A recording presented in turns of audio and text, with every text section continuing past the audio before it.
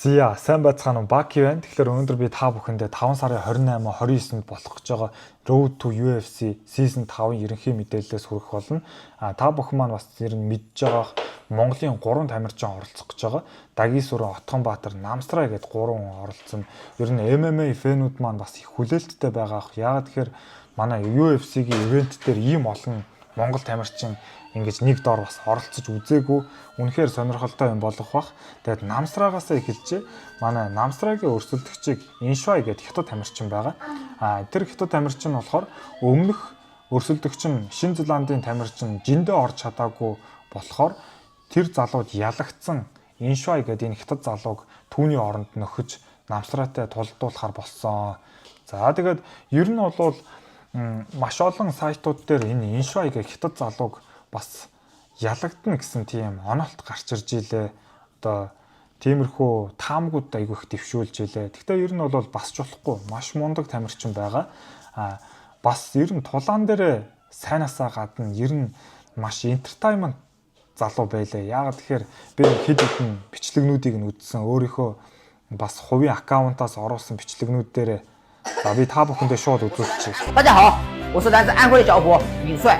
我的对手来自国外，他对华不败，赛前他十分嚣张，说中国人没有个人能战胜他。这一次，我将再次证明自己，把胜利带回家乡。恳请路过的家人们为我点赞助威，中国人必胜！ Хөө бичлэг оруулсан байсан. Тэрэн дээр хэлж байгаа санаа нь болохоор Намсрай одоо хятад өрсөлдөгч надад байхгүй. Хятад хүн намайг дийлэхгүй гэсэн утгаар тэгж ярьсан байлээ гэсэн. Тэгэхээр би Намсраагаас бас баталгаажуулаад асуусан. Тэгсэн чинь Намсраа гайхаад би тийм яриаггүй гэд надад бас хэлсэн. Тэгэхээр айгүй entertainment бас хүмүүст яаж нөлөөлөх үү, хүмүүсийн анхаарлыг яаж татах уу гэдэг тал дээр бас айгүй сайн одоо entertainment залуу байлаа. Гэхдээ бас хамаагүй хүнийг тэгж бас харлуулж Намсраа тэгж хилээгүй байхад бас тэгж бас яриад аж бас болохгүй байх. Гэхдээ ер нь яадаг ч гэсэн их entertainment залуу байлаа. 我们知道这次你的对手来自神秘的蒙古国乌兰巴托然后你以前有没有跟蒙古选手打过？有没有了解一些蒙古选手的特点？我之前最开始在勇士荣耀的时候就对战过2次的蒙古选手。蒙古选手就是刚开始就挺猛，不管他是身材短小还是怎么回事，但是他上来他就挺猛，因为他的特色，蒙古的特色，上来先忽悠你一下，把你忽悠住就忽悠住，忽悠不住他就开始。 所以不用担心，因为你的教练是来自。 Яадаг ч байсан нэг иймэрхүү юм бас ярьж илээ. Судалгаагаа бол нэлээд сайн хийсэн юм шиг байгаа юм. Тэгээд манай Намсраатай тулдахын тулд өвөр Монгол дасгалжуулагч нар бас авсан байлээ. Бэлтгэлээ бол маш сайн хийж байгаа. Тэгээд Монгол тамирчдыг бас жоохон дутуу үнэлсэн тиймэрхүү ярианууд хэлж илээ. Өмнө 2 удаа Монгол тамирчинтай таарч илсэн.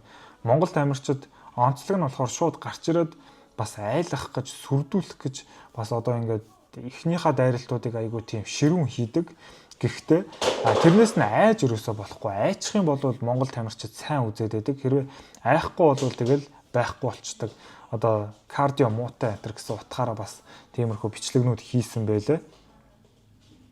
中国人必胜！听说这一次白大麻又来到了澳门，上一次在上海比赛就没有遇见。 Тэгээд бас энэ Dana White Макаугийн ивент дээр бас ирж байгаа юм байлээ. Dana White ирж байгаа. Тэгээд Dana White-д бас өөрийнхөө чаддаг маш олон юмыг харуулна. Хятад хүмүүс ямар мундаг болохыг харуулна гэж нэг тиймэрхүү юм ярьсан байлээ. 国外很多这些不看好我，就是我的这个分数可能会比较小，但这不在乎，我不在乎这些东西，我只看好我自己。我需要干掉你，你记住，我需要干掉你。我想对自己说，不管经历任何风雨。 只要你坚信。 Яадаг ч гэсэн манай Намсрааг бол алнаа л гэдэг лээ. Тэгээд гадны сайтууд дээр намайг бас ялахгүй гэж таамаг гаргаж илээ. Гэхдээ би бол ялчнаа гэсэн утгаар айгүй хэлж илээ. Тэгээд би энэ залууг яагаад бас тийм entertainment гээд байгаа вэ гэхээр өнгөрсөн жил энэ Казахстан залуу одоо хятад маш алдартай болчиход байгаа.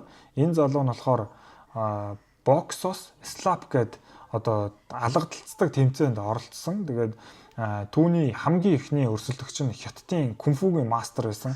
Тэгээд кунфугийн мастрыг ялсны дараа одоо хятадд бол нэлээд алдартай болцсон.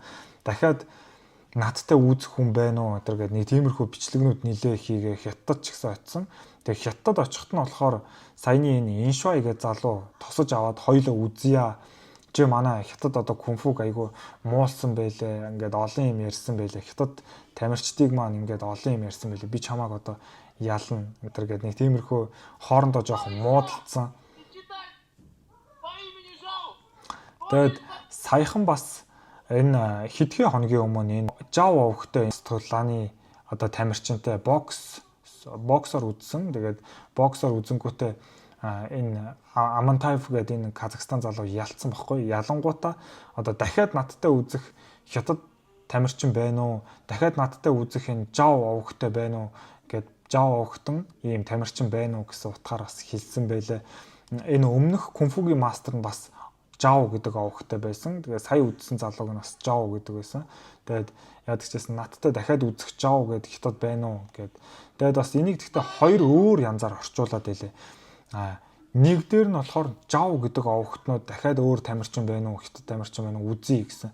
Нөгөө орчуулган дээр болохоор надтай үзчихээр өөр хятад байна уу гэсэн утгаар орчуулсан байлаа. Тэнгүүт маш олон хүний дургуг хүргэсэн. Тэгээд тэдний дунд нь болохоор энэ одоо Иншвай гэдэг залуу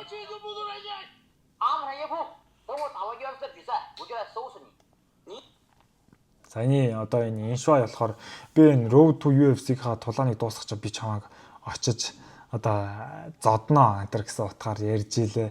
Энэ Амантаев гэдэг залуу нь болохоор дахиад өөр хятад байна уу нэг нэгээр нь зодё. Эсвэл дахиад өөр Жав огтон байна уу? Дахиад би ирсэн болгоно чи нэг нэгээр нь зодно энэ гэсэн утгаар тиймэрхүү юм ярьсан. Тэгээд хятад бол нийлээ алдартай болцсон байгаа. Тэгээд ер нь хятадаас саяны Иншвай гэдэг MMA тамирчин зодтолтыг гэсэн. Тэгээд бас энэ дархан гэдэг өвөр Монгол залуу бас үзье л гэдэг байгаа.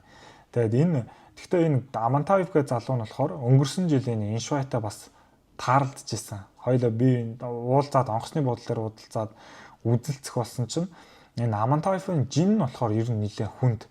За нэг 80-аас 85 кг жинтэй. Харин энэ Иншвай гэдэг залуу нь болохоор нэг 60-аас 65 кг-ийн жинтэй. Харин тэмцээн болонгууд Иншвай жингээ хасаад 57-оор ордог. Энэ залуу Амантаев гэдэг залуу болохоор 80-аас 85-ын хооронд байжгаад нэг 70 кг руу жингээ хасдаг юм шиг байна.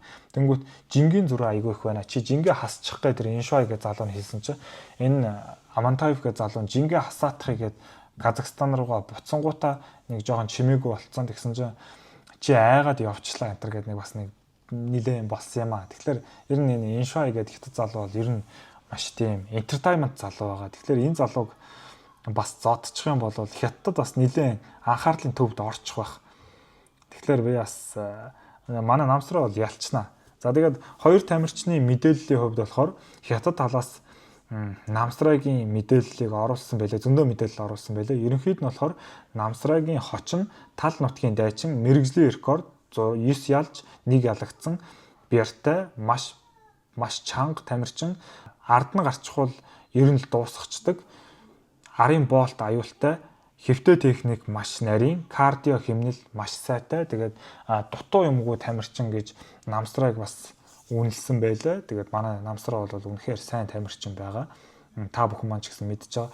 9 ялж 1 ялагдахтаа болохоор манай намсраа одоо UFC-д байгаа нэм жаргалд ганц ялагдчихсэн.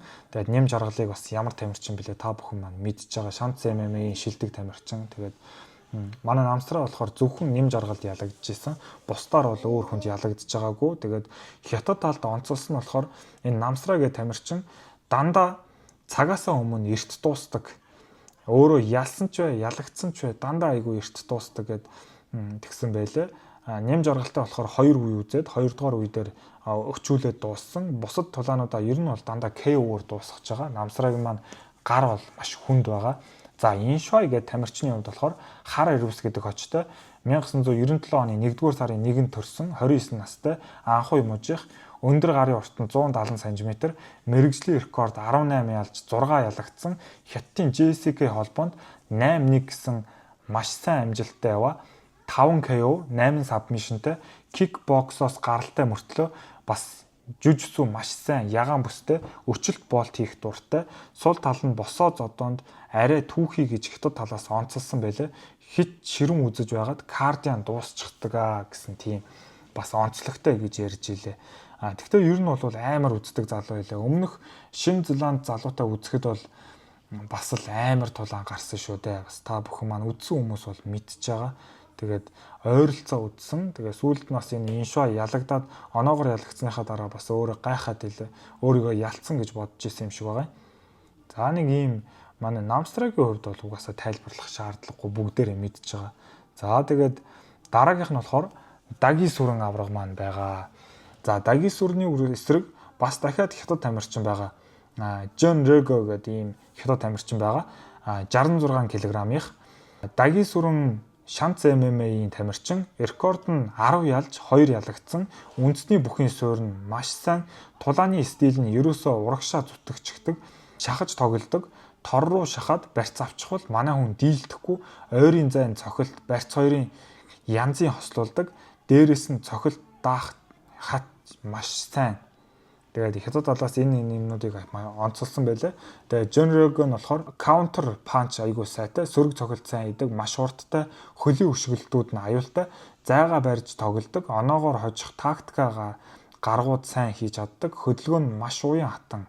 За тэгээд энэ тулаан дээр болохоор та бүхэн бас сая сонссон Намсраа энэ иншва гэдэг тамирчны хувьд болохоор ер нь маш олон хүмүүс Намсраг ялнаа гэсэн байлээ. Харин энэ John Rego гэдэг энэ хятад тамирчин дээр маш олон хүмүүс энэ хятад тамирчныг ялна гэсэн тийм таамагуд аяух гарч ирж байлаа. Хятад талаас бол ер нь энэ хятад тамирчнаа ялна гэдлээ.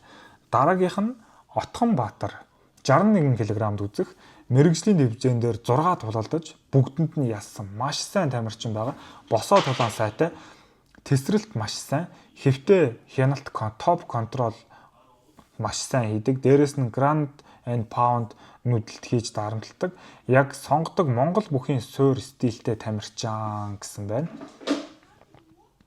Түүний өрсөлдөгчөөр Такая Сузуки рекорд нь 9 ялж 1 ялагдсан. Японы алдартай шууто системээр бэлтгэгдсэн. Химлээ огт алддаггүй, техник нь нарийн, байрлал шилжилт маш хурдан. Өрсөлдөгчийнхөө гаргасан өчүүхэн алдаагч ашиглаж чаддаг. Барьц хамгаалалт, take down defense сайн. Тэгээд ер нь бол бас энэ Япон тамирчныг манай Отхон Баатарыг ялчнаа гэж бас өөртөө онцолсон байлээ. Тэгээ яадаг ч байсан манай Монгол тамирчид дэлхийн дивизион дээр гарахад ганц 2 хоногийн хугацаа үлдсэн байна. Та бүхэн маань бас премьер суваг дээрээс тааруулаад энэ тэмцээний үзээрэй, Монгол тамирчдаа дэмжээрэй.